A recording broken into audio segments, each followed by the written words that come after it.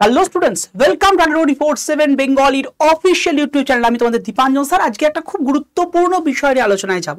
দেখো, রিসেন্টলি তোমাদের ক্লার্কশিপের এক্সামিনেশন কিন্তু এন্ড হয়েছে এবং এরপর দাঁড়িয়ে অনেকের কাছ থেকে ফোন কল পাচ্ছি, স্যার ক্লার্কশিপের তো প্রিপারেশন হলো, প্রিলিমিনারি প্রিপারেশন ডান, প্রিপারেশন শুধু নয়, পরীক্ষাও ডান এবং পরীক্ষা ভালো খারাপ মিলিয়ে হয়েছে অনেকের ক্ষেত্রেই। পরীক্ষাটার যেহেতু এবছরের এক্সাম প্রশ্নপত্র একটু অন্যরকমের হয়েছিল, যেটা এক্সপেক্টেড তার থেকে লেভেল আপ, যেটা যদিও আমি তোমাদের বারবার আমরা বলেছিলাম যে ফুড এসআইয়ের মতো ভেবো না, পরীক্ষার মান কিন্তু একটু হলেও বাড়বে, মডারেট হবে। তো তাদের পরও একরকমের এসছে। বেশিরভাগই অনেকেই যারা ফোন করেছো বেশিরভাগই বলেছো 60-70-এর কাছাকাছি মার্কস, কারোর কম বেশি আছে।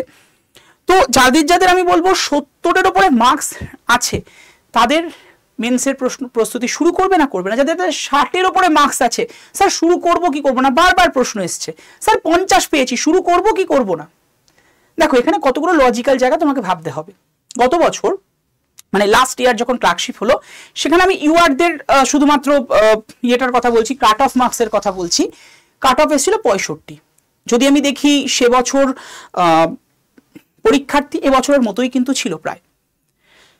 সিট এবছরের থেকে এবছর যেটা পিএসসি জানিয়েছে যে একটু বেশি থাকবে গত বছরের থেকে, যদিও পিএসসি ডিক্লারেশন দেয়নি যে কতগুলো সিট আছে। গত বছর যা সিট ছিল তার থেকে বেশি, আশা রাখা যায় 6,500 বা 7,000-এর কাছাকাছি সিট এবছর পাবো আমরা পিএসসির তরফ থেকে ক্লার্কশিপের জন্য। তাহলে সেখানে দাঁড়িয়ে অ্যাভারেজ যদি করা যায়, কাট অফ তো এইভাবে ডিক্লারেশন করা যায় না, বা কাট অফ বলাটা খুব প্রেডিক্ট করাটা খুব চাপের।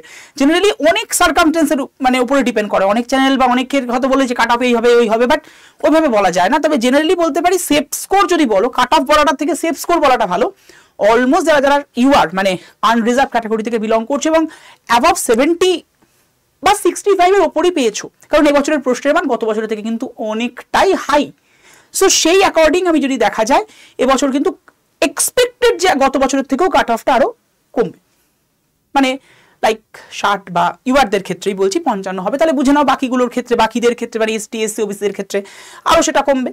তো সেই অ্যাকর্ডিং আমি যদি বলি মেন্সের প্রস্তুতি কাদের ক্ষেত্রে শুরু করা উচিত, আমি একটাই বলবো, যারা ইউআর বা যে কোনো ক্যাটাগরি থেকে বিলং করছো, সেটা এসটি এসসি ওবিসি যাই হোক না কেন, তো যারা মোটামুটি অ্যাবভ 55 পাচ্ছ, যারা অ্যাবভ 55-এর উপরে পাচ্ছ, তারা মেন্সের প্রস্তুতি আরামসে শুরু করো। কারণ রেজাল্ট বেরোবে, তারপরে মেন্সের প্রস্তুতি নেব, কবে হবে সত্যি জানা যায়নি। কিন্তু রেজাল্ট দেওয়ার দেখা যাচ্ছে কিছুদিনের মধ্যে মেন্সের ডিক্লারেশন দিল। এবার মেন্সের ক্ষেত্রে কি থাকে, বাংলা এবং ইংলিশ ডেসক্রিপটিভ 50-50 মার্কস করে। কত পেতে হয়, কোয়ালিফাইং এর কোনো ব্যাপার নেই, এখানে একটা মার্কস পেতে হয়, কারণ প্রিলিমিনারির সাথে মার্কস ওই মেন্সের মার্কসটা কিন্তু অ্যাড হয়ে তবেই ফাইনাল লিস্ট বেরোয়। তো মেন্সের মার্কস তো বেশ ভালো পেতে হবে, আউট অফ 100।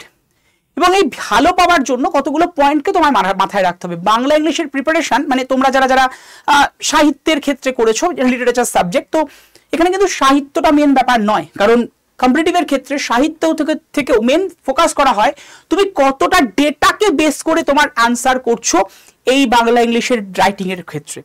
তো এখানে ডেটার উপরে কিন্তু মেনলি ফোকাস করতে হবে। তার জন্য কি করবে, এখন থেকেই যারা নিউজ পেপার পড়ো না, স্যার আমি তো পড়ি না, অভ্যাস নেই, অভ্যাস করো বাবু, না হলে হবে না। ঠিক আছে, কোথা থেকে নিউজ পেপার পড়ো, স্যার দাম দিয়ে কেনা দরকার নেই, এখন প্রচুর অ্যাপস তোমরা পেয়ে যাবে। এবং আমাদের আড্ডা 24/7-এর আমার যে গ্রুপগুলো রয়েছে বা অন্যান্য স্যার ম্যাডামদের গ্রুপগুলো আছে, সেখানেও জয়েন হয়ে যাও। নিউজ পেপার ওখান থেকে আরামসে পেয়ে যাবে, ডাউনলোড করে নাও প্রতিদিন, এবং সেখান থেকে তুমি নিউজ পেপার ফ্রিতে পড়তে পারবে। হ্যাঁ, শুধু ফোনের স্টোরেজটা একটু ভরবে, তো তার বেশি কিছু নয়। নিউজ পেপার ডেলি বেসিসে পড়ো। নিউজ পেপার পড়লে কি হবে, তোমার যে কনসেপ্ট সেটা অনেক ক্লিয়ার হবে, এবং প্রত্যেক দিনের যে নতুন নতুন তথ্যগুলো সেগুলোকে কিভাবে রিপ্রেজেন্ট করে নিউজ রাইটাররা, যারা লেখেন, সেটাকে তোমার ওখানে কিন্তু হবে। এই ধরো নিউজ পেপার পড়ে শুধুমাত্র রিপোর্টিংই নয়, আরো অনেক তথ্য তোমার কাছে কিন্তু আসবে। যেহেতু এখানে রিপোর্টও আছে, একটা খুব ভাইটাল রোল প্লে করছে রিপোর্ট রাইটিং বাংলা এবং ইংলিশ দুটোর ক্ষেত্রে, তো সেই কারণে নিউজ পেপারের উপরেই জোর দিলাম। এছাড়াও অনেক ডে টু ডে তথ্য তুমি কিন্তু আরামসে পেয়ে যাবে ওখান থেকে। এখানে জেনারেলি নিউজ রিপোর্টিং থাকে হচ্ছে প্রেসিজ, এগুলোই মোটামুটি থাকে, ট্রান্সলেশন থাকে।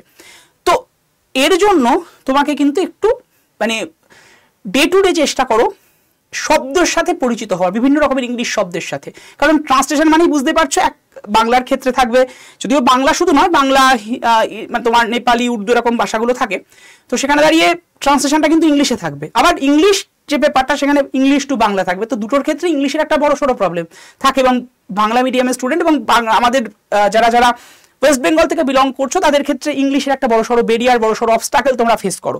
সেই কারণে বলবো যে শুরুতে ইংলিশ পেপার এবং বাংলা পেপার দুটোকেই পড়ো, পারলে ইংলিশ পেপারে জোর দাও। তাতে করে কি হবে, শব্দগুলোকে তুমি অ্যাকাস্টমড হতে পারবে। কোন ইংলিশ পেপার পড়বো স্যার টেলিগ্রাফ, দরকার নেই, টেলিগ্রাফের ভাষা যথেষ্ট কঠিন, একদম যেগুলো ঠিকঠাক ভাষায় খুব তোমাদের কাছে রিপ্রেজেন্ট করা হয়।